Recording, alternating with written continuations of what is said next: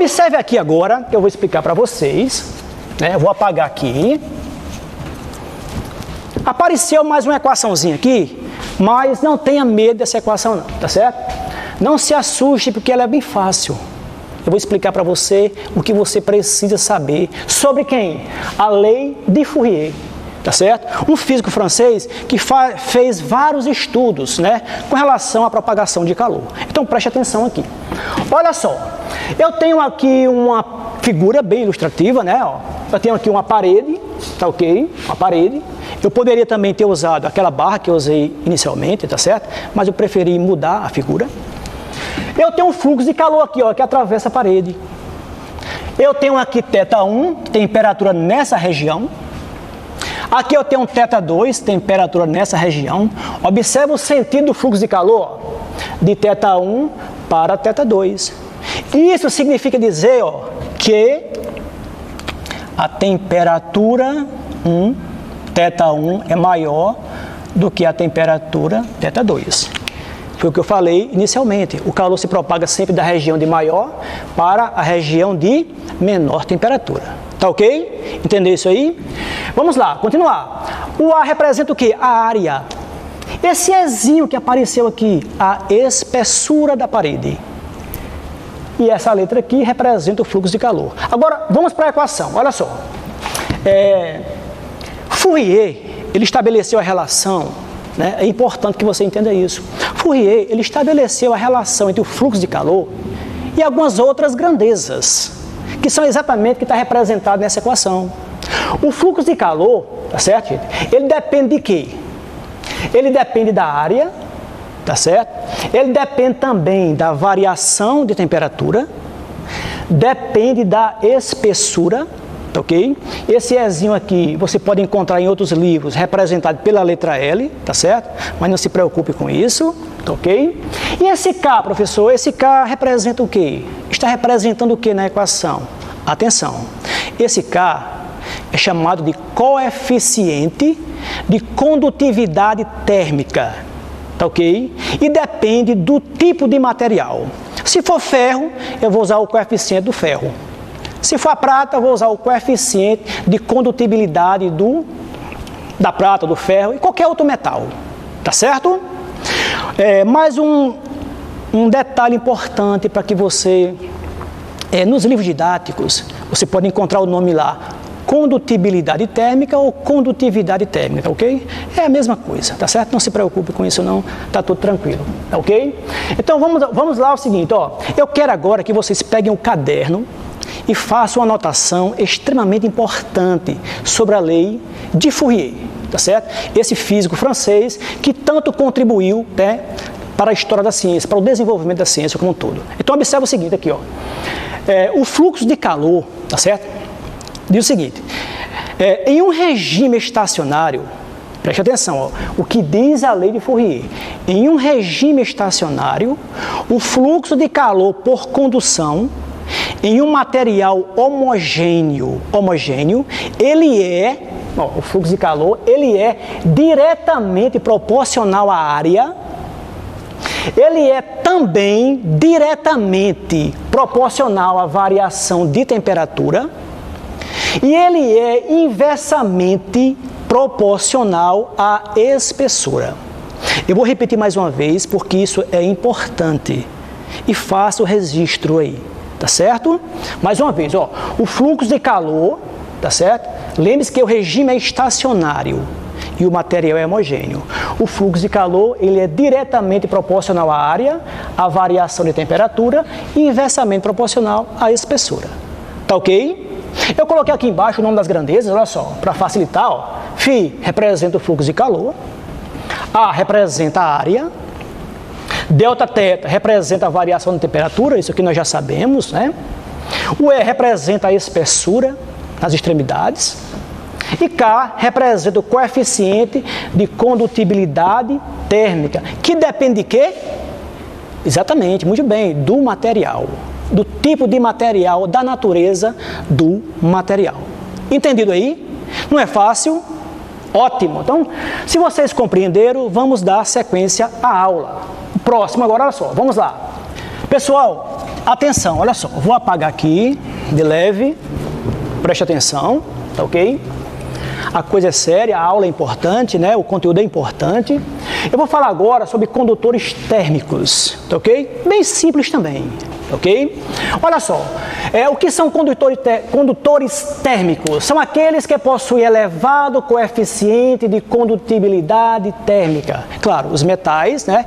Eles são bons condutores, são eficientes na propagação do calor, porque eles têm elevado coeficiente de condutibilidade térmica, tá certo? E por ter alto coeficiente de condutibilidade térmica, né, são materiais que conduzem com muita facilidade, com muita eficiência o calor, tá certo? Conduz com muita eficiência o calor. Exemplos de condutores térmicos, quais são os exemplos aqui? Olha só, simples, os metais são excelentes condutores. Se eu pegar dois metais, se eu pegar, por exemplo, a prata e o ferro, os dois são bons condutores, mas a prata é melhor condutor do que o ferro, tá certo? Por quê, professor? Porque tem maior coeficiente de condutividade térmica. Entenderam aí? Não é simples? A informação é simples, tá ok? Entenderam? Então vamos falar agora sobre isolantes térmicos. Olha só, isolantes térmicos, claro, é o contrário de condutores, né? São materiais, ó, isolantes, né, que conduzem muito pouco o calor. Claro, eles conduzem muito pouco o calor exatamente porque tem o quê? Baixo coeficiente de condutibilidade térmica, tá certo? Observe o seguinte, ó, alguns exemplos aqui. O ar é um bom isolante térmico, a neve, a lã, o gelo também é um bom isolante térmico, né? E aqui eu chamo a atenção para um detalhe, preste atenção aqui, ó, preste atenção. Eu coloquei aqui apenas como exemplo 3 materiais, tá certo? Com seus respectivos coeficientes. Aí você pergunta assim, professor, eu tenho que decorar esses valores? Não, jamais, tá certo? Esse valor é tabelado, ok? Vários materiais e os seus respectivos coeficientes de condutibilidade térmica. Não se preocupe em decorar, tá certo? Mas é importante saber analisar. Aí, atenção, vem para cá. Olha só, a prata. O coeficiente da prata é 0,98 calorias por segundo, centímetro, graus Celsius. Tá ok? Olha só o alumínio. K, 0,5. Tá ok? A prata é melhor condutor do que o alumínio.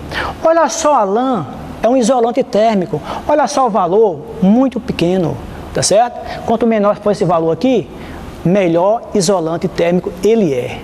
Compreenderam? Não é fácil? Ótimo! Vamos dar sequência à aula, né, sobre propagação de calor. Olha só que exemplo interessante. Você está na sala de aula, com ar-condicionado, tá ok? E você faz um teste. Você toca na cadeira, né? Na parte de metal e na parte de plástico, tá certo? E nós temos sensações térmicas diferentes. Ó, aqui está mais frio, aqui nem tanto, né? Na parte de metal, você sente que está mais frio. E no plástico, não acontece a mesma coisa. Por que isso acontece? Tá certo? Será que de fato a temperatura do ferro é menor do que a do plástico? Sim ou não? A resposta é não. Os dois materiais, tanto o metal como o plástico, eles estão com a mesma temperatura. Se você pegar um termômetro e colocar em contato com o metal e depois colocar em contato com o plástico, o termômetro vai indicar a mesma temperatura. Tá certo? Mas, professor, como é que pode?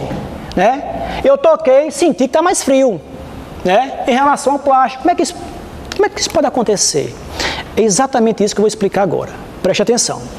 Eu falei agora sobre condutores isolantes, ok? Quem conduz mais, quem conduz menos.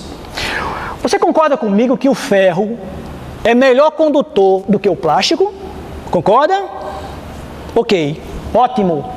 Gente, se o metal é melhor condutor, quando você tocar o metal, você vai perder uma maior quantidade de calor para o metal. Então, Então, se você perde mais calor para o metal, você vai ter a sensação térmica de que o metal está mais frio em relação ao plástico. Quando você toca o plástico também, você vai perder calor para o plástico também, mas só que em menor quantidade, tá ok? Então, relembrando, olha só, o metal e o plástico estão com a mesma temperatura, até porque ele está em equilíbrio no mesmo ambiente, mas as sensações térmicas são diferentes exatamente pelo fato de você perder mais calor para o metal do que para o plástico. Era como se o metal, sugasse o calor mais rapidamente, tá certo? A grosso modo seria isso, como se sugasse o calor da sua mão mais rapidamente. Compreendeu aí? Tá claro? Tá simples? Tá ok? Então, tá ótimo. Então, se vocês estão compreendendo, vamos dar sequência a mais um exemplo, tá certo? Vamos para o exemplo 2. Olha só, coisas práticas do dia a dia, né? Propagação de calor é uma coisa do dia a dia. Então, você percebe aqui esse exemplo aqui, ó. Qual a função do agasalho? Tá aqui um lindo agasalho, tá certo? Qual é a função do agasalho, pessoal? Né?